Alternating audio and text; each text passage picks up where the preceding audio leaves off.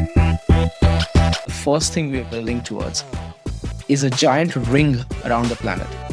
If you're fans of Lord of the Ring, we call it the ring, the one ring to rule them all. We've made mistakes in hiring. We've made mistakes in fundraising. We have made mistakes in spending that funds. We have made mistakes in the markets that we have chosen. We have made mistakes in everything. And that's when I quit, because I knew that I wanted to be part of this humanity's expansion into deep space. Welcome to Before We Get There, the podcast where we explore people's journeys, how they got to where they are, what keeps them pushing forward, and where they eventually want to get to. I'm your host, Nicholas Braman, and today I'm joined by Rohit Jha. Rohit is the founder and CEO of Transcelestial, a startup with the goal of transforming internet connectivity globally by putting lasers into space. We talked about his journey from a small industrial town in India to Singapore and beyond, what inspired him to start his business, the Asian startup ecosystem, and much more. Enjoy the show. Hi, Rohit. Thanks so much for joining me today. Thanks for having me. Yeah, I'm looking forward to this conversation.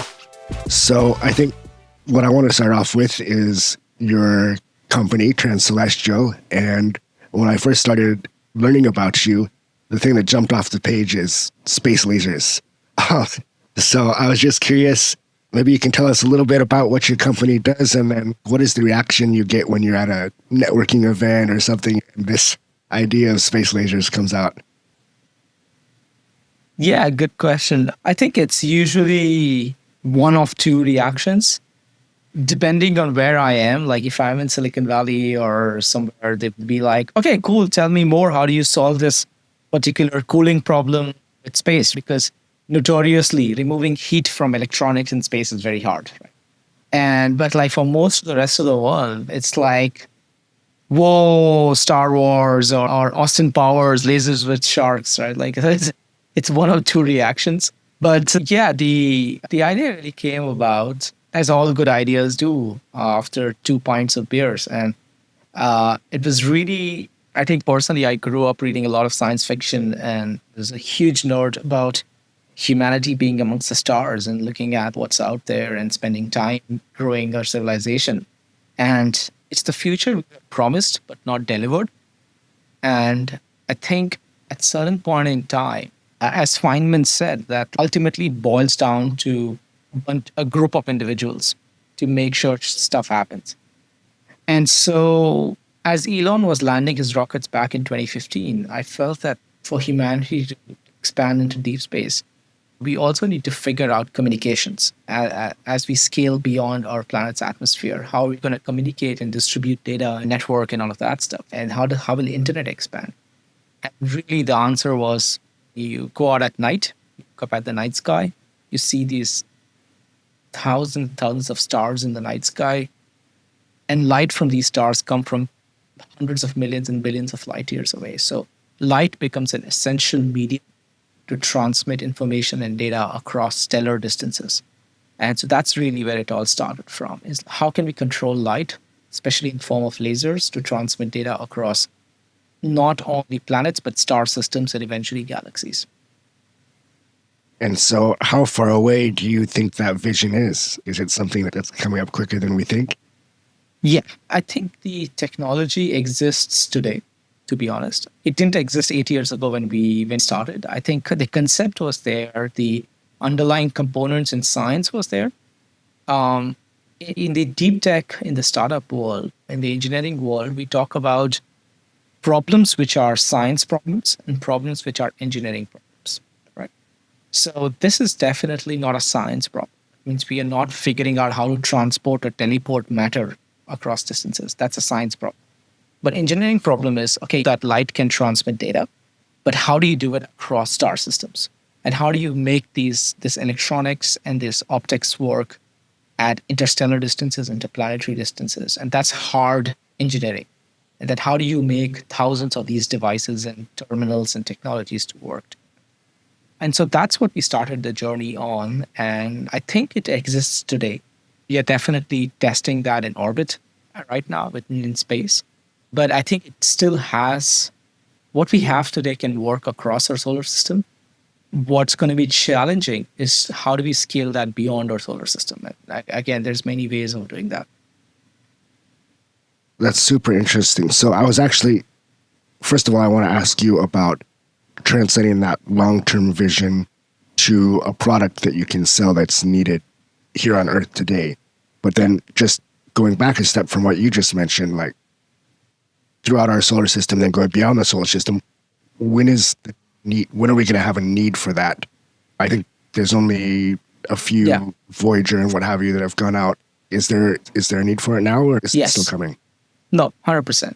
I would say that the need is, I think the need was yesterday. I think there's a growing disconcern amongst most people, definitely amongst engineering and the scientific and the technology community, that we last went to the moon back in the 60s and early 70s, right? And so, how did we lose that momentum and technology, and how can we gain it again?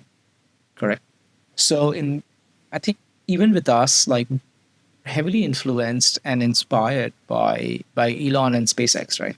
So when you look at 2015, 2016 time period, yeah, SpaceX landed some of their rockets back for the very first time after spending almost 10 years trying to get rockets to work.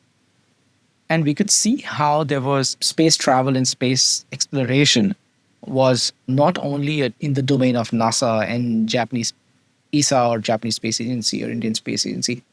Apart from the governments, this has now entered into the private sector.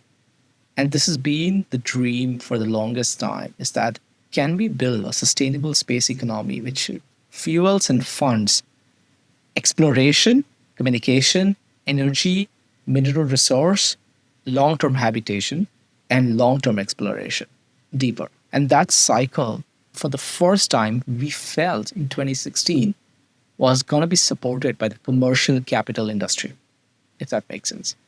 So I think right now is the best time for us to explore that. We already, to give you an example, we not only have mapped the resource and mineral and gravity for Earth, we have done that for the moon, and we have more or less high resolution mapping done for Mars already. and we and I think we have prepared the data sets needed for us to expand humanity beyond a single planet. And it's high time. The moment we do that, we increase the GDP to 2.5 planets effectively. That's amazing, right? If you think from that point of view. Yeah, that's incredible. Okay, so going back, you had this idea, the vision of this need that you came up with over the couple of beers, and you decided to start this company, but then you need prototypes, you need to prove it works, and you need a product to sell to more than a few of the cutting edge cases. So how did that come about? Not only that, these are great questions, by the way. And there's very few companies which are fortunate to have founders like Elon who can bring in like hundreds of millions, if not billions, in capital and be like, all you have to do is focus on building. Most of the companies and founders have to figure out how to make the economics work, how to make the budget work, how to make the spending work while trying to get to that long term. So while we had this goal about building, so Transcelestial, just to put it in one line, is to build the biggest internet company in deep space. That requires communications, compute, storage, data center, all of those services to be built. Now, unlike Elon, we don't have those hundreds of millions of seed money, right, to start a company. The thinking behind this was, if this is the technology of the future, can it solve today's problems?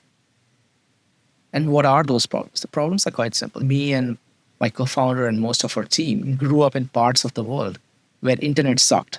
And when I say internet sucks, it's one of three things. It's super slow. It's very low latency, very high latency to the cloud. That means it takes too long to load something. And it's too expensive. I think the first time, both me and my co-founder Dinesh, we experienced what we call good quality internet was in Singapore. We both studied through NTU and NUS, and it was amazing. And I think it opened up education, finance, it opened up science. Sorry, that's my cat. It opened up everything for that, right? I think that's what we want for all of the world. Most of the world, internet affordability sucks. So we said, okay, let's use laser communications and specifically wireless laser communications to bring high-speed internet to cities, towns, and villages today that lack that. And if we can solve the internet problem on Earth, definitely can solve this in space. Does that make sense? And so what we started doing was we made versions of this technology. We made shoebox-sized devices which create like a virtual laser link, for actual laser link between cell towers and buildings and stuff. And instead of fiber optics, this technology basically allows us to create virtual fiber optics or wireless fiber optics to mesh up an entire city. And that's how we are now building and bringing high-speed internet to communities, to hospitals, to ports, to data centers, to schools, to 5G cell towers, and every part effect. That's awesome.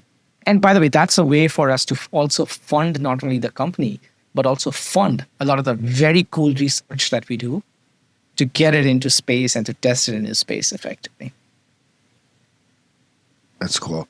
So I think one of the questions I have for a lot of entrepreneurs and founders, especially people like yourself who come from a very technical background, is there's a lot more that goes into being a founder and a CEO than just building a product and figuring out the technical challenges.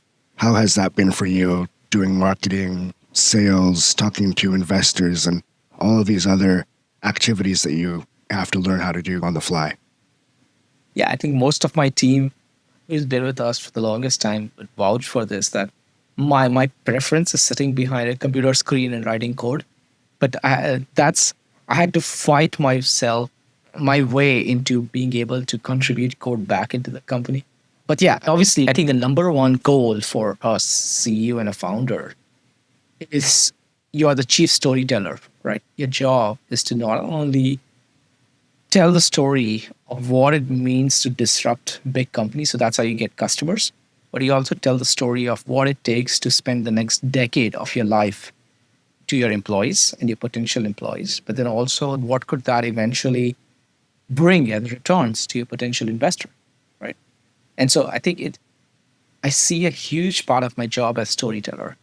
And there's a framework that I've used personally. Again, it doesn't apply to a lot of companies, but the framework that's been really helpful for myself from the day one has been thinking about effectively what works, what is the future look like 50 years from, right? Think of the craziest future that you can think of. Flying cars, robotic dogs, like interplanetary travel, all the coolest shit like that you can think of. And then the industry that you're trying to impact, think in that future, what would that industry look like effectively? What would that solution technology look like?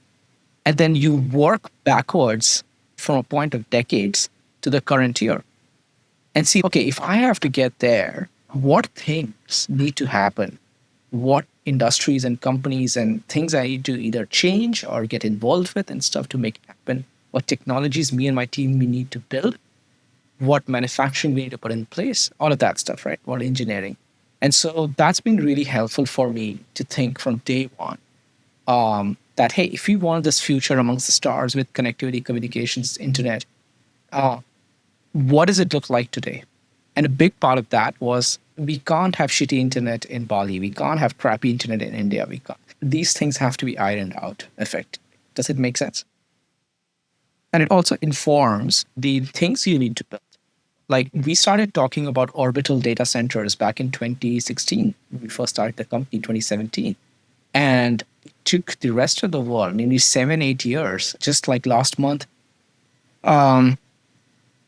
Both Elon as well as a bunch of people were talking about orbital data centers, right? And again, it's not a new concept. It's what does it take to build that internet community in deep space and support exploration. So it all came from that framework. So what do you think the biggest challenge has been for you since you started your company, or especially maybe an unexpected challenge, like you have some expectations at the beginning, there's technical challenges to get through, you're going to have to build a company.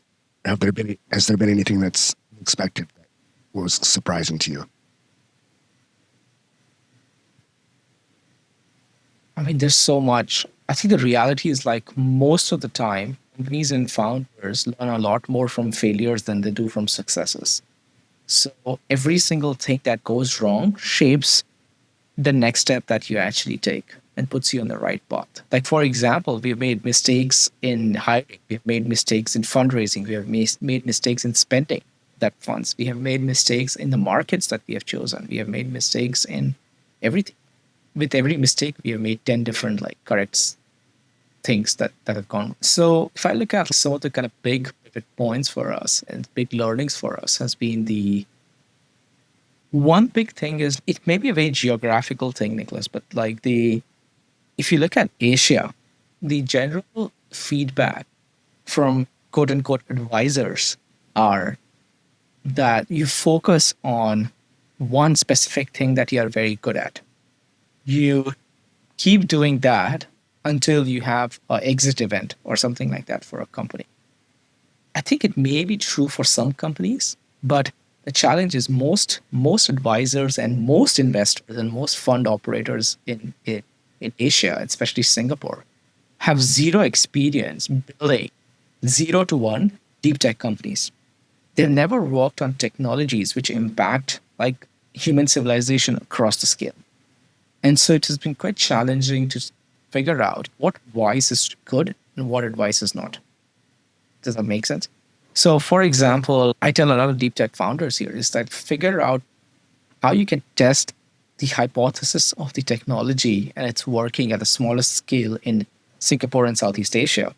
And then, as quickly as possible, move to the biggest market that will tie with your ambition. And so we did that with the US. And obviously, US is one of the biggest markets that you can expand to. But what it's allowed us to do is take the most ambitious part of our technology and our vision and go after that rather than try to be small and be like very focused on this one tiny little thing that we can do. And I think something I feel like I wish we would have known earlier, or I wish we would have done earlier effectively. Thanks for sharing. That actually leads me to another question I had because there is from at least my understanding, there's a healthy startup ecosystem in Singapore, and there's lots of programs and accelerators and government initiatives to try to keep that going. But certainly, just by sheer scale, it doesn't or the history of it doesn't compare to Silicon Valley, maybe what's going on in China in some places now and that sort of thing. What are your thoughts on building a company from the ground up in Singapore versus Silicon Valley or China or eventually moving there? Yeah, we have been like working in the US for the last 2 years. I spend a lot more time now in the US market with our customers. And there's a few things. So let's first start with Singapore. I'll talk a bit more about China and US in a bit later. I would say if I had to start another company tomorrow, I would definitely start it in Singapore. Singapore, more specifically, if you look at, there's certain incentives like the Enterprise Singapore and the Seeds Capital, grants plus funding schemes, which usually do one-to-one matching with a lot of funds and stuff. I think that's one of the most progressive early stage capital schemes in the world. And now if after we started, there was like no hard tech or deep tech, a lot of funds in 2017. There was Waymaker and that's it. And now there's Waymaker, there's Elevate, there's a bunch of really cool funds that are there to help and help support founders at a very early stage. There's Seeds Capital, which is one of the largest deployers of deep tech capital. So I think it's a great place. You can also attract your early stage team much more better because you have low taxes, you can pay them a lot, they can make a lot, all of that stuff, right? So I want to go back in your life story, and you grew up in a fairly small town in India, but you had a lot of accolades and you were part of the National Physics Olympiad and you were excelling from an early age. Where do you think your interest and aptitude for your technical abilities came from? Yeah, good question. I think oh man, I've spent a lot of time reflecting on this as well. Once you're out of that ecosystem, try to think back. And The city that I grew up in is not the city that I can go back to anymore. The reason is because the population size and the ecosystem grows beyond what you grew up and you saw, right? Like we had like when I was growing up, there was like 10,000 people. Now there's like people in the city, right? So it's not the same city anymore, right? Like geographically, it's the same. So growing up, it was a very small city. It was a hardware city, which means that like it was in the center of all the biggest mines in India. So like from iron ore to copper to nuclear to coal to everything. And then it housed everyone in my city worked in the steel manufacturing for the Tata Group. So it was a huge hardware ecosystem, right? Very well planned city, great for healthcare, all of that stuff. And so it becomes very hard for nerdy young boys to find their way in cities like these. So I struggled a lot making friends in the early days. So I started writing computer games to make friends. Obviously, it doesn't work that way, but you do end up learning a lot of coding and you learn a lot of games, right? Which is great. You look up a lot at stars because it's a tiny town on top of a hill and there's a lot of starry nights, right? So you learn a lot about the universe and then you had a very unique schools. I was in a convent for boys and it was taught by a lot of priests from the Loyola institutions. And Loyola has this very crazy, insane function where every 3 to 4 years, they rotate these priests all over the Loyola institutions in the world. So every 3 to 4 years, we would get brothers who would come from like the Vatican or the Silicon Valley or Brazil or Russia and bring the latest math books or the science books, the computer books or literature books. So our library had this like insane collection of all these like amazing stuff. We had a brother who came from the Vatican and he brought a reflector telescope, which was the only telescope in east of India for decades. And it was on top of our school. So we naturally formed the astronomy club. And so every week we would look at the stars and we would draw star charts using our hand. And then we would learn mathematics, the latest Russian maths, and we would write code. We would do plays about Shakespeare every year. So it is very unique culture where you allowed to explore as much as possible. And obviously, in that culture, I found science fiction. I found Asimov, I found Heinlein, some of the greatest of the greats and stuff, right? And I think, yeah, I mean, I could go on and on about this, but I think there's a lot of factors which comes into kind of making an individual at such an early age. And I think definitely science fiction, fantasy played a huge role. And looking at stars a lot played a huge role. So I think what you're alluding to is the town at that time was more of maybe a blue collar, everybody working in steel, in the mines and those kind of industries. But were all your classmates at that school, did they all lean in towards this curiosity and wonder? Okay. So it's a lot to do big with one. education. Yeah. I mean, the closest I can share is if you have seen the opening scenes of Blade Runner, that's what kind of like my town felt like, because actually the guy who produced Blade Runner, I'm blanking out on the name of the director, who was the director of Blade Runner? Ridley Scott. So he actually also grew up in a town which was a steel factory. And so a lot of the scenes of Blade Runner is also like similar if you have ever grown up in a town with like molten steel is poured from like 10 stories high building. And when that used to happen, like every day at 7 o'clock, the entire sky used to turn red. And it's such a cyberpunk thing in retrospect to happen. And so then eventually you came to Singapore and started studying at NTU. By the way, just one thing, like I think in retrospect, obviously you don't understand that, but like in retrospect, you realize that when you are so close to first principles on everything, when you grow up, it becomes easier for you to understand that the principles and the frameworks and the policies of the world that we live in is made by people like you and me.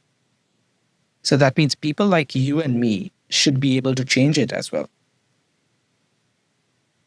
And I think that's something which most people never understand until it's too late in their life.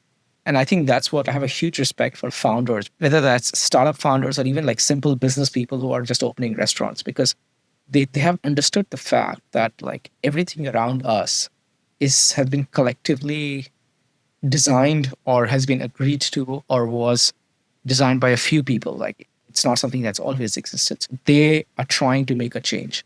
And I have a huge respect for that mentality. Yeah, that's really interesting. It's always, for me, I think, interesting to think about and hard to remember sometimes when I love history, for example. And so when you're learning about whether it's Roman history or ancient China or what have you, or even further back than that into prehistory that we don't have that much information about, but our brains were the same size. They were people that were basically the same as us. They just lived in a different culture and they didn't have that foundation of knowledge that we're lucky enough to have access to now today. Agree. Yeah. And so I think like people talk about, why don't we have this big question? I know we're getting sidetracked, but there's a big question on like why at the age of 21. So if you look at the first half of the century, most of the Nobel laureates were less than 25 years old. And in the second half of the century till now, most of the Nobel laureates are like on an average 60 to 70 years old. So the question is that why have we lost the ability for individuals to be polymaths? Like people at the age of 21 and 22, like if you look at Thomas Young or Newton or Einstein's, not Einstein specifically, but like a bunch of these people, they were great. And mostly they were winning 2 or 3 Nobel laureates. They were good at science and chemistry and maths, and maybe they were also resolving like Egyptian hieroglyphics or stuff like that. Why can't we have that today? And the answer is it's quite simple. We can do that today, but that is the internet.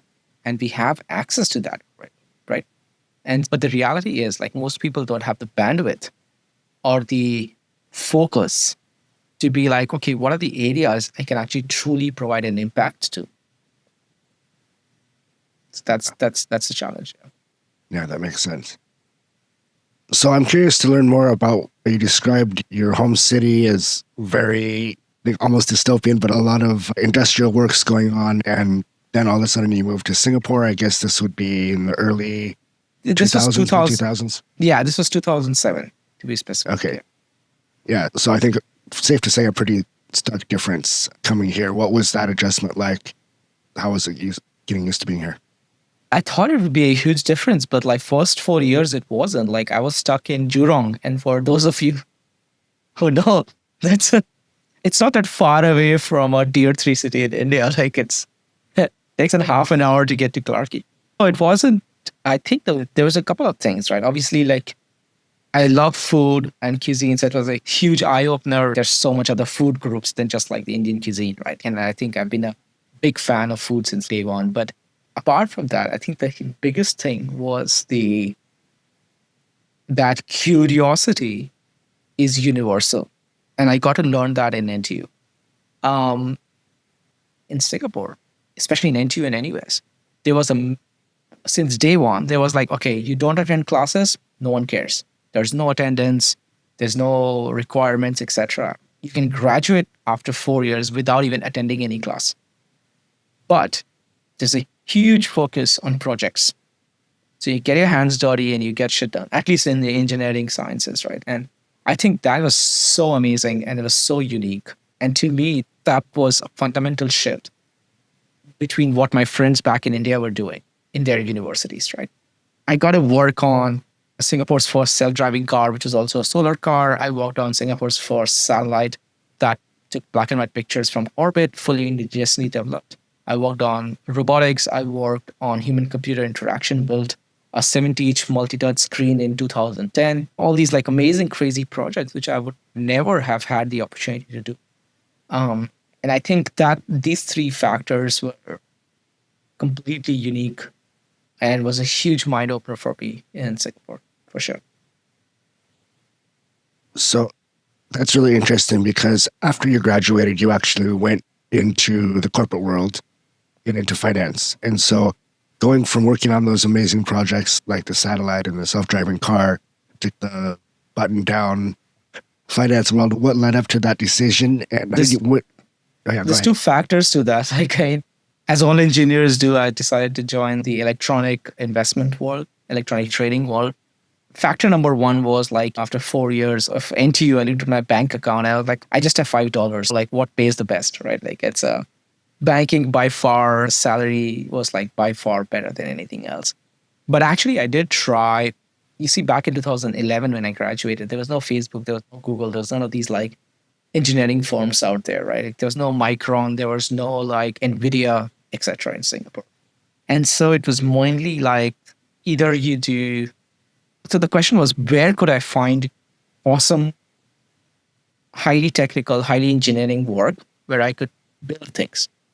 Option one was the Defense Department, which has always been the case in all countries. But the Defense Department obviously wouldn't take a foreigner, right? Like it's you usually hire like locals or Singaporeans.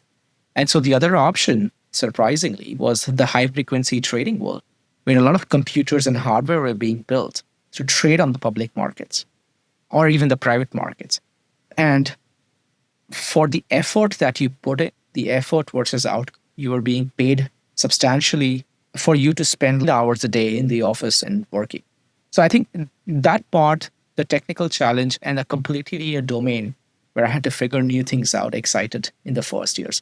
But doing that after 4 years, I think that the learnings diminished rapidly, effectively, and the excitement diminished rapidly.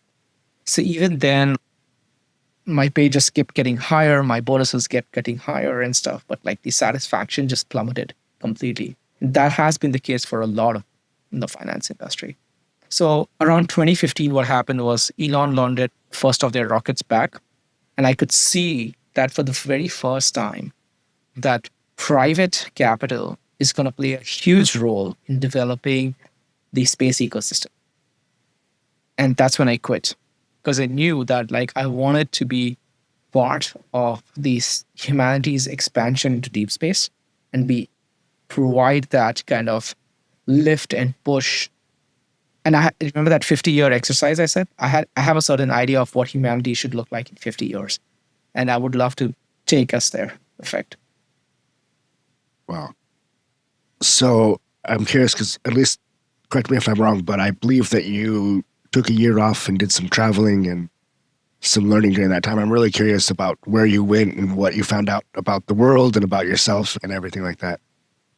Yeah, good question. So I felt like although I had a rough idea of what I wanted to do something with space, I did really immediately realize what it was. And one of my really good mentors and friends advised me that you can't rush this process. It has to organically come to you. And I was advised to like strictly take a year off and not feel the FOMO to jump into the next job effectively. There were a lot of good space companies coming out that I could have just applied to and gotten into. But I decided to take a year off and I tried to. There was a certain question I was chasing. And the question was, this sounds a bit ridiculous, but question was, where is Paris today? And the context behind that question is quite simple. If you look at, do you know about the Medicis and the way they funded Michelangelo and the way they funded like Leonardo da Vinci and stuff? Okay. So during that era, Florence and Paris were the centers for art and creativity and innovation. Yep. And if you were a painter, if you're the best of the artists, there's only one place you could go. Because if you were not there, you were not innovating at the edge. You were not doing the best artwork and the best kind of color technology and all of that stuff, right? You were not getting the best projects. So my thinking was like, I have to find, where does Paris exist today? Where is that area where I am working with the Leonardos and the Da Vinci's and the Da Vinci's and the Michelangelos of today in technology and R&D and science? It wasn't super obvious in 2015, 2016 that Silicon Valley is that place, right? There was a time when Google, Facebook, all of this happened, but then there was a huge downturn of innovation in Silicon Valley. And so I spent some time in the Valley. I spent some time in Amsterdam. I spent some time in Bangalore and Kerala in India. I spent time in Singapore and a few places. Obviously spent some time in London. I had lived there for a while as part of banking work. And I really just took a lot of these ecosystems. My plan was eventually to also spend some time in Japan, Tel Aviv, and a few places as well, which were also centers of innovation. But I found my answer like halfway through the journey. And actually that answer was Singapore. And the reason it was, and it sounded like People laugh at it and like surprise at it. But if you look at it, Singapore has all the right factors that you need for it to be the Paris. Like it had a great excitement. There was a lot of great kind of startup incubators coming up. SG Innovate had just been founded, and there was a huge push for like deep tech investments. A lot of people were realizing that startups are the way to go, and they were quitting their jobs to start. There's an insane excitement. If you went to there were tons of hacker houses. You would go to these places, you would code for 48 hours on Red Bulls. So, and it was safe. It was investable. It was a great place to then travel to Bali and Phuket to take some time off and reflect on things. And it had the government, like Seeds Capital and ADB, are the be surprised in Singapore, they are the largest investors in deep tech companies in all of Asia. And the government were effectively like the Medicis. Wow. So I'm originally from the US. I've been here for about 11 years. Yeah. And I've also had a lot of creatives on the show, artists, people who are working a little bit outside of the standard Singaporean life. And so I'm curious, now that you brought it up, I think there is still a stereotype, which obviously isn't true for everybody, but I would like to hear your thoughts on whether in general, how do you think about people who say maybe the education system in Singapore and across Asia that focuses more on memorization, doesn't have quite as much opportunity for critical thinking, for building and that sort of thing, and then just the society in general that has a very set life path. You follow all Asian parents want their kids to be lawyers or doctors or this sort of thing. Those stereotypes point to it being difficult to be innovative and creative in a place like Singapore, but you're seeing that's not the case. What are your thoughts on that? Yeah, obviously, I wouldn't say that's 100% not the case. There's a reason why these narratives exist. There's definitely some percentage of truth to some of this stuff. But I would say that, let me take a step back. We have hired